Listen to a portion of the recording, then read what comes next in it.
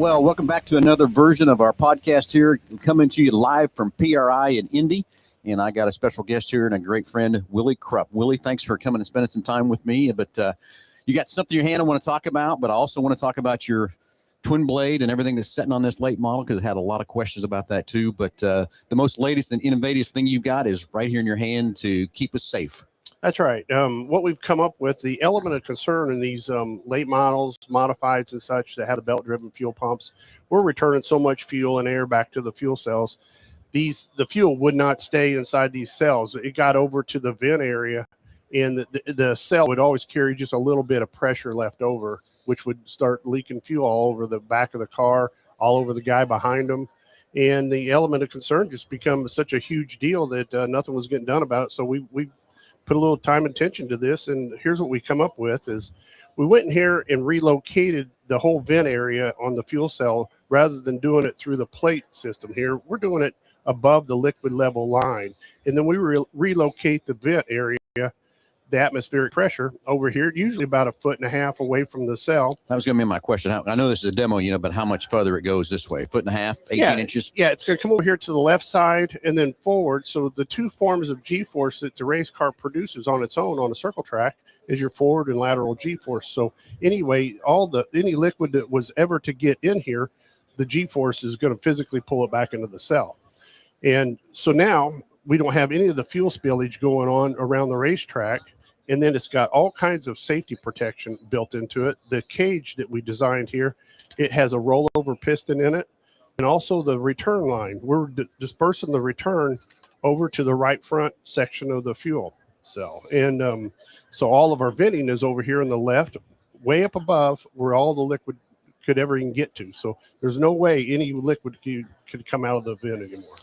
And just from my experience of watching on TV and stuff, watching these cars and in live, is these cars will be sitting there in a stationary getting ready to go, and they'll roll off and there's a puddle of fuel. That's right. At first I didn't realize what it was, but fuel that's been leaking out of that car, because they've got to fill them that full to make the races, to make the complete races they have to do. That's correct. And also, some of the innovations that's going on in these race cars with the brake pad systems, the rear brakes, you notice there's a lot of sparking back here. So now here we've had this fuel expelling out cells, and it's just a disaster waiting to happen. So we put some effort into this deal, and I feel like it's a great fix. It only takes a few minutes to swap out this whole system on your race car, and we've got it all machined out here underneath the cap. So whenever you're filling your cell, it vents around the funnel to where you can get all the air purged out of it, so it'll be a quick fill. Yeah, quick fill and everything else too. I think we've been lucky in the racing world not to have more fires than we have. That's right. I see the race cars, even there, for the first 3 or 4 laps, are running down the straightaways or whatever, and you can see the fuel spraying out of the back of the car. Mm-hmm. And how we don't have, with those brakes sparking and that, how we haven't had more fires, I don't know. But this is a great innovation, Willie. I'm glad you spent the time to keep us more safe. I hope more sanction body stuff will go after and make mandatory to keep us driver safe. Even though it's going to cost a lot of money, but I know our bodies and ourself and our health is a lot better than spending a little bit of money than catching on fire. Worse than catching on fire. No, this is a great quality product here. It's all CNC built right there in our facility. And we've done some testing throughout this year, and absolutely zero fuel it spells out of the fuel cell. So basically all you're doing is you're going to unbolt the top of your fuel tank, right? Yep. Get your other 18 inches of hose, and this gets bolted to the deck. Yep, it all goes underneath the deck. Yep. And then you just hook up your return line. When you lift it up, you'll undo your suction line, replace and rehook it back up. It usually sets down over a stud system. You put it all back on. We've got plates available for all the fuel cells that's out in the market. It also has a provision here for your dipstick. It shouldn't take you 10, 15 minutes to swap this thing out. Install and keep yourself safe. We also here in the booth, on our car, we have your Super Bowl twin blade. Mm-hmm. Got a lot of questions about that. I'd love you to give some people more information about that. I've talked to a lot of people about what I know about it, but I know more about it than I do. But this works hand in hand with the Super Bowl and the twin blade, correct? Absolutely, yeah. Starting with the Super Bowl, that's back in 2013, we designed and patented a bowl system. It has no float, no needle and seat. It doesn't require a fuel pressure regulator. As all of us engine tuners and engine builders out there, the stuff that we used to cuss and adjust at the racetrack isn't even on the race car. So now we've made all the liquid that's in the bowls totally numb to G-force and fuel pressure. So it's super simple system way we draw the whole thing out. So, and you can put it on anybody's carburetor, 2-barrel, 4-barrel, any of our competitors, they can put this product on. And all of our competitors, we've turned them all into dealers because this product enhances their product, where now they can go out here and have a better product for their customers. And I think I can't stress enough, Willie, too. We've come and saw you twice now, with one time with the modified and one time with the late model. And just to sit down with you on the dyno and watch how we start out and how the cylinders are so far apart, and then you tune on that thing. I don't know, I remember 3 or 4 pulls or whatever, and you've got all the cylinders so close together. It just makes more sense of how that engine is going to last longer, even power and everything. Yeah, that's a whole other product. That's our equalizer carburetor that we patented after the Super Bowl assembly. And the whole purpose of this is so we can steer fuel to any cylinder individually. So now we can control the heat in every cylinder, and now we can get maximum torque, power, reliability out of the engine. And we never could do that before with a conventional down leg or annular booster. And it makes the motor run so much better, restart better. And now, there again, we do so many things that just try to keep racers racing, keep the motors together. The motors are the biggest expense we've got in this sport. And if we can make those things last, now all of a sudden we saved the racers money and they can keep racing. There you go. So another thing about our late model set in here, the motor, this car is all new except the motor. It's going to be, as soon as we get back to Wichita, it's going to come out. It's going to go back to Jack, and Jack's going to tear it apart. And it's got about 1,300 laps on it.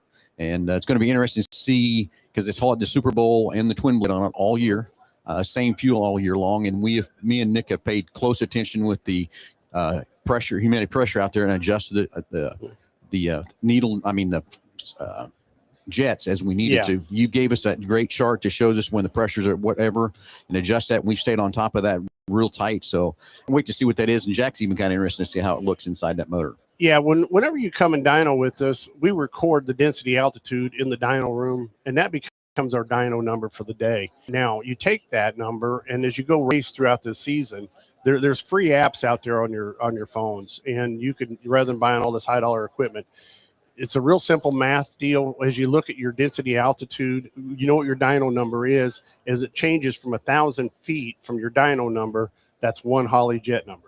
Yeah, it's super simple system, and your motor will stay tuned up regardless if you're in California, Colorado, Florida. If it's 30 degrees out or if it's 98 degrees out, we keep your motor in the proper air fuel ratio no matter what the environment is. The other testimonial I have to it, it's on our crate car that we had when we had our modified, Willie. We ran that the Super Bowl all 1 year. Mm-hmm. And we had another older motor that we'd ran for many, many years, and we went and dynoed those things, and that crate lost from the whole year from start to finish, only lost 3 horsepower. Yeah. So, I mean, that's just, to me, that's a testimony of showing that keeping that mixture in that carburetor, all the cylinders all the time, how much better it's going to make that engine live and last. That's right. Yeah. If you can control the heat in every one of the cylinders, the ring seal, the valve seal, all your gaskets, all that stuff isn't going through any kind of a added heat trauma or any kind of detonation. We look at all that stuff at the shop.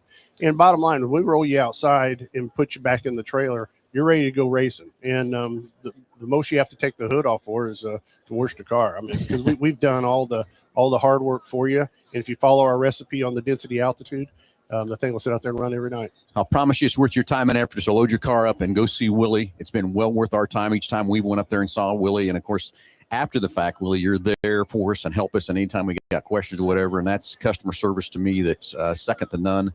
Can't get any better. Every time we need each other, it's we're a phone call away from each other. Yep, and you brought up a while ago about the twin blade carburetor. We've got involved with that. Mike Laws was the original inventor of the twin blade carburetor. We adapted our Super Bowl and our equalizer section to this thing, made it one of the greatest things that we've ever been around. And what it does is you're truly over carbureting the engine, and we do that for a reason. We do that so the racer can now move his foot more inside the cockpit than he ever could. And that way he can feel the traction line. It's not a deal where the motor has sags in it or any kind of stumbles in it. It's a deal where you can now control all of the wheel speed with your foot. You can make it more drivable that way when the track transitions and you don't have all the mechanical bite no more. But on the other positive side is once you open the throttle up 100%, these things run usually about 20 to 30 more horsepower and torque over a conventional 4-barrel that's out on the market. So now your slick track carburetor is your qualifying carburetor, and this thing just offers so much drivability.